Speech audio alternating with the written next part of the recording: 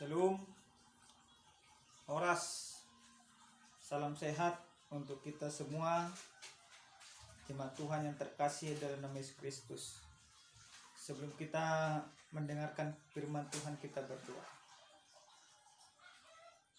Termulia namamu ya Tuhan Allah kami yang maha baik. Atas kebaikan dan kemurahan-Mu, Engkau izinkan kami untuk mendengarkan sabda-Mu. Urapi kami supaya mengerti akan sabda Tuhan. Dalam nama Yesus kami berdoa. Amin.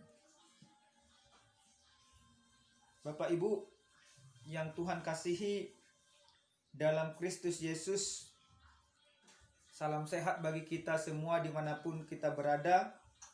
Firman Tuhan akan menjadi khotbah kita pada saat ini tertulis dalam kitab 1 Timotius pasal 2 ayat yang pertama sampai dengan ayat yang ke-7. Demikian firman Tuhan mengenai doa jemaat. Pertama-tama aku menasihatkan, naikkanlah permohonan, doa syafaat dan ucapan syukur untuk semua orang, untuk raja-raja dan untuk semua pembesar, agar kita dapat hidup tenang dan tentram dalam segala kesalehan dan kehormatan. Itulah yang baik dan yang berkenan kepada Allah Juru Selamat kita, yang menghendaki supaya semua orang diselamatkan dan memperoleh pengetahuan akan kebenaran. Karena Allah itu Esa, dan Esa pula dia menjadi pengantara antara Allah dan manusia, yaitu manusia Kristus Yesus, yang telah menyerahkan dirinya sebagai tebusan bagi semua manusia. Itu kesaksian pada waktu yang ditentukan. Untuk kesaksian itulah aku telah ditetapkan sebagai pemberita dan rasul. Yang kukatakan ini benar, aku tidak berdusta, dan sebagai pengajar orang-orang bukan Yahudi dalam iman dan kebenaran. Sampai di sana pembacaan kebenaran firman Tuhan. Jemaat Tuhan yang terkasih dalam nama Yesus Kristus, hal yang paling sering dilakukan oleh orang Kristen adalah ketika dia bergumul, ketika persoalan datang ke dalam kehidupannya. Selaku orang Kristen sering sekali dia datang kepada Tuhan dengan segenap hati, dengan segenap jiwa, dan menyampaikan doa-doa permohonan. Supaya apa? Supaya segala pergumulan dan tantangan hidup yang dihadapi secepatnya berlalu.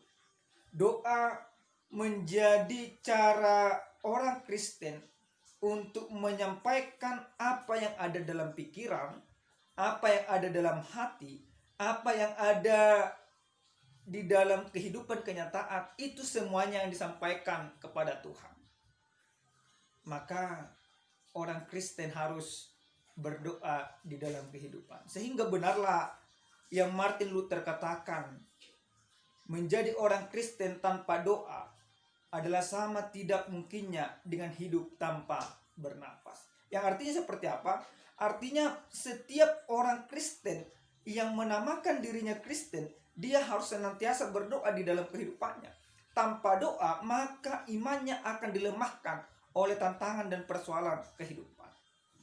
Jemaat yang terkasih dalam Kristus Yesus, firman Tuhan yang sampai kepada kita pada saat ini, bagaimana seorang Paulus yang begitu mengasihi, yang begitu peduli, yang bahkan sudah menjadikan Timotius sebagai anak rohaninya. Pada saat itu Paulus bergumul oleh karena pergumulan yang dihadapi oleh Timotius. Di dalam pergumulan yang dia hadapi, yang dia pahami akan dihadapi oleh Timotius, maka dia memberikan suatu nasihat untuk menjadi penguat bagi Timotius.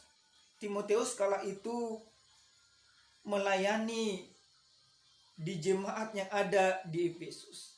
Tetapi kehidupan orang-orang yang ada di Efesus tentu tidak seenak yang kita alami pada saat ini. Kekristenan yang ada di Efesus pada saat itu menjadi dianak terikat. Bahkan mereka tidak bebas untuk beribadah kepada Tuhan. Pada saat itu banyak juga para pengajar-pengajar sesat yang berusaha merongrong iman Kristen. Pengajar-pengajar sesat ini berusaha menghancurkan Injil Kristus. Pengajar-pengajar sesat ini berusaha melemahkan orang-orang Kristen. Tentu di dalam kemudahan atau di dalam pelayanan yang masih belia, Timotius perlu penguatan dari orang-orang yang dipercayainya. Paulus pun hadir. Kehadiran seorang Paulus memberikan suratnya kepada Timotius, yaitu bagaimana Timotius supaya tetap berdiri teguh di dalam kebenaran. Bagaimana Timotius supaya tetap mengandalkan Tuhan di dalam pergumulan. Bagaimana Timotius supaya tetap setia melayani Tuhan walaupun banyak orang-orang yang tidak menyukainya. Paulus mau mengajarkan kepada Timotius, hal yang paling utama yang harus Timotius lakukan adalah bermohon, mengucapkan syukur, dan menyampaikan doa. Bahkan hal yang unik di dalam penyampaian doa yang Paulus ajarkan kepada Timotius, yaitu Paulus mengajarkan tidak untuk mendoakan pribadinya, tetapi diajarkan untuk mendoakan orang lain. Dalam ayat yang pertama jelas dikatakan dalam nas perikop kita pada saat ini, pertama-tama aku menasihatkan, naikkanlah permohonan, doa syafaat, dan ucapan syukur untuk semua orang. Paulus mau mengajak bagaimana seorang Timotius supaya tetap mendoakan semua orang. Semua orang di sini tidak ada batasannya. Tidak hanya orang percaya, tetapi orang yang tidak percaya sekalipun harus didoakan. Bahkan Paulus katakan dalam kebenaran firman Tuhan ini, raja-raja dan semua pembesar. Raja-raja dan semua pembesar, agar kita hidup dan tenang dan tentram dalam segala kesalehan dan kehormatan. Pengajaran yang Paulus lakukan pada saat ini benar-benar suatu wujud nyata iman Kristen. Bagaimana seorang pengikut Kristus tidak menjadi eksklusif, tidak menjadi tertutup, tidak menjadi punya keterbatasan untuk mendoakan kelompoknya. Tetapi orang Kristen atau Timotius diajak oleh Paulus untuk keluar dari zona nyamannya, dari komunitasnya, dari pemahaman-pemahaman yang hanya mendoakan kelompoknya. Paulus memang mengatakan doakan semua orang. Doakan pembesar-pembesarmu supaya hidup mereka tenang dan supaya hidup kita tenang dan tentram. Apa yang dimaksudkan oleh Paulus dalam hal itu? Paulus memahami bahwa satu-satunya cara untuk membuat perlawanan kepada pembesar, kepada orang-orang yang tidak menyukai kita, yang tidak mengharapkan kita, yang tidak setuju dengan keberadaan kita. Perlawanan yang Paulus tawarkan adalah perlawanan di dalam kebenaran. Kita melawan mereka bukan dengan kekuatan, bukan dengan pengetahuan, tetapi dengan doa. Perlawanan yang Paulus katakan pada saat ini, bagaimana orang-orang Efesus dan Timotius mendoakan mereka supaya hidup orang yang menentang kekristenan itu diubahkan untuk mencintai kekristenan. Bapak Ibu yang Tuhan kasihi dalam Kristus Yesus, dalam ayat yang ketiga dikatakan, itulah yang baik dan yang berkenan kepada Allah Juru Selamat kita, yang menghendaki supaya semua orang diselamatkan dan memperoleh pengetahuan akan kebenaran. Engkau boleh membenci aku, ibaratnya seperti itu. Engkau boleh tidak menyukai Injil Kristus. Engkau boleh tidak menerima pemberitaan-pemberitaan kami. Engkau boleh menyelewengkan kebenaran yang kami sampaikan. Tetapi kami akan tetap berdoa supaya Juru Selamat Yesus Kristus menyelamatkan kamu dan memberikan pengetahuan dan kebenaran. Kebenaran yang seperti apa? Kebenaran yang mau mengatakan bahwa hanya Yesus Kristus Tuhan dan Juru Selamat, bahwa hanya di dalam Yesus Kristus kita memperoleh hubungan yang baik dengan Allah dan kita memperoleh kehidupan yang kekal. Doa yang Paulus ajarkan kepada Timotius dalam perikop kebenaran firman Tuhan ini. Bagaimana kita dengan kelemahan, dengan ketidakberdayaan menyampaikan segala sesuatunya kepada Tuhan, supaya Tuhan bekerja, supaya Tuhan ubahkan orang-orang yang menentang kebenaran. Lalu jemaat yang terkasih dalam nama Yesus Kristus, dalam tema yang sampai kepada kita pada saat ini dikatakan, yaitu tanggung jawab orang Kristen dalam politik. Apa hubungannya mengenai doa jemaat yang Paulus ajarkan dengan tanggung jawab orang Kristen dalam politik? Bagaimana sebenarnya orang Kristen di dalam perpolitikan? Banyak orang pada saat ini, jemaat Tuhan yang terkasih dalam nama Yesus Kristus, mereka menjadi canggung untuk berpolitik. Mereka melihat politik itu sebagai bagian yang kotor. Apa sebenarnya politik? Ini yang harus kita pahami pertama.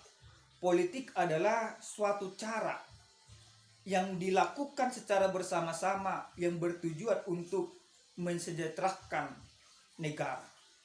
Itu sederhananya yang kami pahami. Maka orang berpolitik berarti dia harus hidup dengan cara-cara yang ada, dengan tujuan ketika politiknya terlaksana, maka tercapailah tujuannya mensejahterakan semua orang. Tapi pada saat ini perpolitikan yang terjadi di Indonesia sudah sangat menyeleweng dari kebenaran. Banyak orang terjun ke dalam dunia politik tanpa memahami standar perpolitikan itu seperti apa. Sering sekali perpolitikan ini hanya mencari keuntungan bagi diri sendiri. Sering sekali orang berpolitik ini dia tidak memahami kenapa dia harus sampai terjun ke dunia politik. Apa standar politik di dalam kehidupan kita, dalam keberimanan kita? Standar orang berpolitik menurut hemat kami adalah bagaimana orang hidup dalam sebuah aturan. Bagaimana orang benar-benar hidup di dalam aturan itu untuk mensejahterakan semua orang.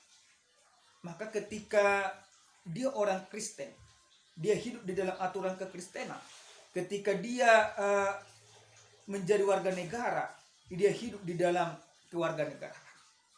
Maka orang berpolitik adalah orang yang berusaha untuk mensejahterakan orang lain dengan cara melakukan apa yang benar dan melakukan apa yang diaturkan sesuai dengan aturan yang ada. Bapak Ibu, perpolitikan yang terjadi di wilayah Efesus pada zaman Timotius pada saat itu memang perpolitikan yang benar-benar tidak mengharapkan kekristenan. Bahkan seorang Paulus sendiri pun dia dipenjara. Semuanya itu karena politik yang ada pada saat itu. Tetapi bagaimana sebenarnya tanggung jawab orang Kristen? Tanggung jawab orang Kristen di dalam perpolitikan, orang Kristen harus selalu hadir dalam perpolitikan. Dengan cara apa? Dengan cara mendoakan orang lain. Dengan cara apa? Dengan cara hidup di dalam aturan yang ada. Maka Timotius atau kita pada saat ini diajarkan dalam kebenaran firman Tuhan, supaya kita benar-benar hidup di dalam perpolitikan dengan cara apa? Dengan cara mengambil tanggung jawab, dengan mendoakan orang lain. Maka mendoakan orang lain, mendoakan pemerintah merupakan salah satu wujud nyata dari kita sudah bertanggung jawab dalam politik. Banyak orang sekarang ini tidak mau mendoakan orang lain. Tapi firman Tuhan pada saat ini mengajak kita, mari kita mendoakan orang lain sebagai suatu bukti nyata bahwa berpolitikan itu benar-benar hidup di dalam kehidupan kita. Itu yang pertama. Yang kedua yang harus kita pahami dalam kebenaran firman Tuhan ini, bagaimana sebenarnya tanggung jawab kita sebagai orang Kristen dalam dunia perpolitikan. Di dalam Yeremia 29 ayat 7 apa dikatakan di sana? Coba kita baca. Yeremia 29 ayat 7 dikatakan di sana, yaitu usahakanlah kesejahteraan kota kemana kamu akan aku. Sekali lagi kita bacakan Yeremia 29 ayat 7 dikatakan demikian. Usahakanlah kesejahteraan kota kemana kamu aku buang, dan berdoalah untuk kota itu kepada Tuhan, sebab kesejahteraannya adalah kesejahteraanmu juga. Yang mana kalau kita melihat di sini, ini merupakan suatu tanggung jawab yang luar biasa. Usahakan kesejahteraan kota. Kesejahteraan kota yang kita usahakan, yang kita doakan, merupakan itu mengusahakan kesejahteraan kita juga secara tidak langsung. Maka dalam dunia perpolitikan juga harus demikian. Seorang Paulus memahami segala sesuatunya itu. Makanya dia mengajarkan kepada Timotius supaya dia mendoakan orang-orang pemerintah pada saat itu. Itu merupakan suatu tanggung jawab yang luar biasa. Kalau dikatakan dalam ayat yang kedua, dalam kebenaran firman Tuhan, dikatakan agar kita dapat hidup tenang dan tentram dalam segala kesalehan dan kehormatan. Maka jangan pernah kita merasa sepele atau menjadi sungkan untuk mendoakan orang-orang kesejahteraan kota kita, mendoakan pemimpin-pemimpin kita, mendoakan kepala-kepala pemerintahan kita. Sebagai orang Kristen, kita terpanggil untuk masuk ke dalam sana. Yang berikut Bapak Ibu, jemaat Tuhan yang terkasih dalam nama Yesus Kristus, bagaimana sebenarnya tanggung jawab orang Kristen dalam politik? Tanggung jawab orang Kristen dalam politik yang mau kami katakan lewat kebenaran firman Tuhan ini. Orang Kristen harus menjadi penyambung lidah Allah. Orang Kristen dalam dunia perpolitikan harus menyampaikan suara kenabian, harus hidup di dalam kebenaran, harus hidup di dalam takut akan Tuhan. Paulus mengajarkan hal itu kepada Timotius. Dengan cara apa? Dengan cara supaya Timotius bertanggung jawab untuk hal itu. Jemaat Tuhan yang terkasih dalam nama Yesus Kristus. Lalu pertanyaan yang terakhir yang harus kita tanyakan secara bersama-sama ke dalam kehidupan kita. Apakah kita sudah menjadi orang-orang yang bertanggung jawab dalam politik ini? Apakah kita sudah pernah mendoakan orang-orang lain di luar daripada menyampaikan keinginan kita kepada Tuhan? Banyak orang sekarang ini, jemaat Tuhan yang terkasih dalam Yesus Kristus, dia tidak mau mendoakan orang lain. Dia tidak mau mengambil bagian yang baik untuk pemerintahan. Tetapi lewat firman Tuhan pada saat ini mau mengajarkan kepada kita, mari kita bersaksi di dalam kebenaran firman Tuhan, mempersaksikan kebenaran firman Tuhan dimanapun kita tinggal, dimanapun kita berada, baik dalam dunia pekerjaan, baik dalam lingkungan kita, baik dalam keluarga kita. Mari kita menjadi orang yang bertanggung jawab, orang yang mempersaksikan kebenaran firman Tuhan dalam negara kita. Dengan cara apa? Dengan cara senantiasa berdoa.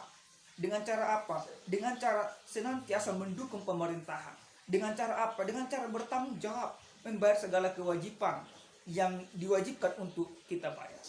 Banyak sekarang ini jemaat Tuhan terkasih dalam nama Yesus Kristus, dia tidak mau membayar pajak, dia tidak mau membayar tanggung jawabnya dan lain sebagainya.